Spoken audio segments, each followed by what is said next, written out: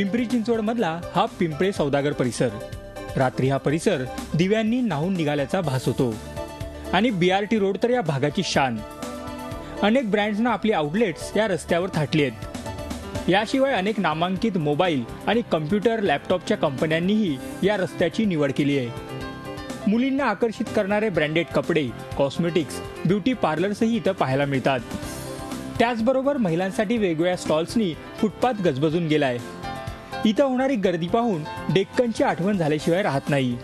म्हणूनच इथले स्थानिक नेते या भागाला येत्या काही दिवसात पिंपरी चिंचवडची शान अशी उपमा देत आहेत. याला कट्टर विरोधक असला तरी या भागाची डेव्हलपमेंट होत असताना या ठिकाणी BRT रस्ते असतील, गार्डन रिझर्वेशन असतील, प्लेग्राऊंड असतील, चांगले आता तुम्ही मोठे मोठे मॉल पाहताय. एक अद्ययावत असं शहराकडं या पिंपरी सौदागरची वाटचाल आहे.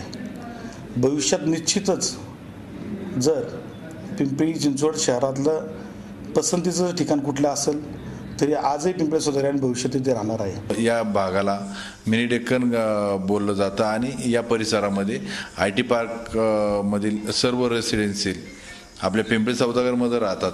जरी हिंजवडीला IT पार्क असेल तर रेसिडेन्शियल मोठ्या प्रमाणात प्रत्येक जण आवडीने आपल्या पिंपरी सौदागर चॉईस करते. रोज संध्याकाळी समस्त तरुणाई या रस्त्यावर अवतरते. कधी खरेदीची लगबग पाहायला मिळते तर कधी टाइमपास म्हणून नुसतीच रस्त्यावर मित्रमैत्रिणींसोबत चक्कर होते. विकेंडला तर रस्त्याला अक्षरशः जत्रेचं स्वरूप येतं.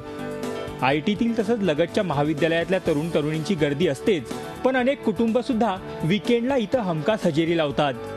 शिवाय खरेदीसोबत खवय्येगिरीचा आनंदही लुटतात. त्यामुळे पिंपरी चिंचवड शहरातल्या नागरिकांनी या रस्त्याला म्हणजेच प्रति डेक्कनला एकदा तरी भेट द्यावी. कैलासपुरी, झी मीडिया, पिंपरी चिंचवड. झी 24 तास रहा एक पाऊल पुढे.